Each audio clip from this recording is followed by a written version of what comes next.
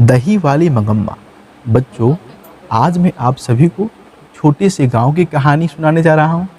उस गांव का नाम वेंकटपुर रहता है। वेंकटपुर गांव में मगम्मा नाम की औरत अपने बेटे, पुतों और पोते के साथ रहती है।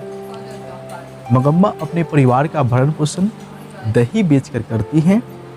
वह अक्सर बंगलौर जैसे शहरों में जाकर दही बेचा करती है और दही बेचने के बाद जो भी रुपया उसे प्राप्त होता है उसी से अपने परिवार का भरण पोषण करती है। जब भी वह दही बेचने जाती है बंगलौर शहर में, तो लेखक के घर जरूर जाती है और लेखक के घर भी दही बेचती है, अपने सुख दुख को वहाँ पे बताती है। लेकिन एक दिन की बात है, मगम्मा जब अपने घर पे रहती है, मगम्मा का जो पुतोह होता है नजम्मा, वो अपने बेटे को काफ़ी पिटाई करता है। पोते को पीटते हुए देखकर मगम्मा काफ़ी दुखित होती है और अपने पुतोह को जाकर काफ़ी डांट फटकार लगाती है। पुतोह भी जो है शांत नहीं रहती है, वह मगम्मा से झगड़ा करना शुरू कर देती है। दोनों में वाद विवाद होता है, काफ़ी वाद विवाद बढ़ जाता है। उसी के दौरान मगम्मा का बेटा आता है। मगम्मा का बेटा जैसे ही आता है, मगम्मा सारी घटना को एक एक करके अपने बेटे को बताता है। मगम्मा का बेटा बोलता है, माँ, मैं नहीं चाहता हूँ कि तुम दोनों आपस में झगड़ा करो, लेकिन फिर भी जो है सास पुतों में झगड़ा होते ही रहता है। लगातार झगड़ा बढ़ते ही चला जाता है, वाद विवाद इतना बढ़ जाता है, अंत में मगम्मा को बोलना पड़ता है, बेटा, तुम मुझे चाहते हो अलग करना, अलग कर सकते हो।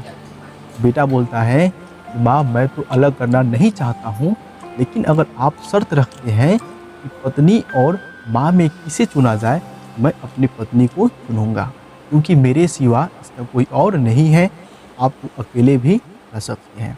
इस बात को सुनते ही मगम्मा काफ़ी दुखित हो जाती है। उसके बाद मगम्मा बोलती है, ठीक है बेटा, अगर तुम चाहते हो मुझे अलग करना तो अलग कर सकते हो। उसके बाद मगम्मा जो है दही बेचने के लिए बंगलौर शहर में चली जाती है। जब वह शाम को बंगलौर शहर से दही बेचकर आती है, तो देखती है कि सारा जो बर्तन है उसे अलग दो हिस्सों में बांट दिया गया है। उसका बर्तन अलग साइड में रख दिया गया है, वैसा ही बर्तन रखा गया है। मगम्मा समझ जाती है, बेटा पुतोह जो है मुझे अलग कर दिया है। फिर भी मगम्मा थोड़ी सी दुखित होती है, लेकिन फिर से जो है सुखी रहना शुरू कर देती है। खाना बनाती है, आती है और बंगलौर शहर में चली जाती है दही बेचने। जब मगम्मा अपने बेटे पुतोह से अलग हो जाती है, वह सोचती है कि अब मैं किसके लिए धन कमाऊं। जो भी रुपया वह कमाती है वह अपने आप पर खर्च करना शुरू कर देती है।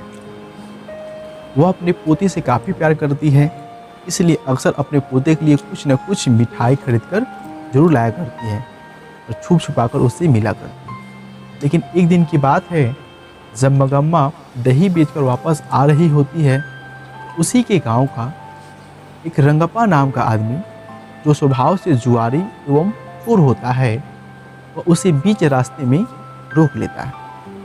रोकने के बाद मगम्मा को बोलता है कि मगम्मा, मुझे कुछ रुपए की ज़रूरत है, क्या तुम मुझे कुछ रुपए उधार दे सकते हो।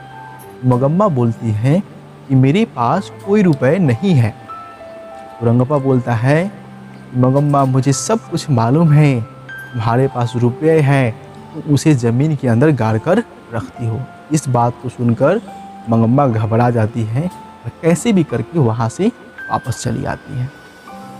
मगम्मा रंगप्पा से तो छुटकारा पा लेती है और वापस घर चली आती है, लेकिन इस बात की जानकारी उसके बेटे पुतोह को हो जाता है। बेटे पुतोह सोचते हैं कि लगता है कि माँ रंगप्पा नाम के आदमी को अपना रुपया देना चाहती है। बेटे पुतोह को अपनी गलती का एहसास हो गया रहता है।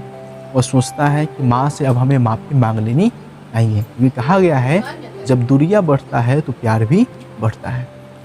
वह अपने छोटे बेटे को मगम्मा के पास भेजते हैं, क्योंकि जानते हैं मगम्मा पोते से काफ़ी प्यार करती है, और इसी बहाने जाकर बेटा पुतोह जो है मगम्मा से माफ़ी मांग लेते हैं। उसी के बाद ये कहानी समाप्त हो जाता है और बेटे पुतोह को अपनी गलती का पछतावा होता है। बच्चों, ये कहानी जो है केवल दही बेचने वाली मंगम्मा की नहीं है, ये पूरे संसार की कहानी है, हर घर की कहानी है, हर उस मंगम्मा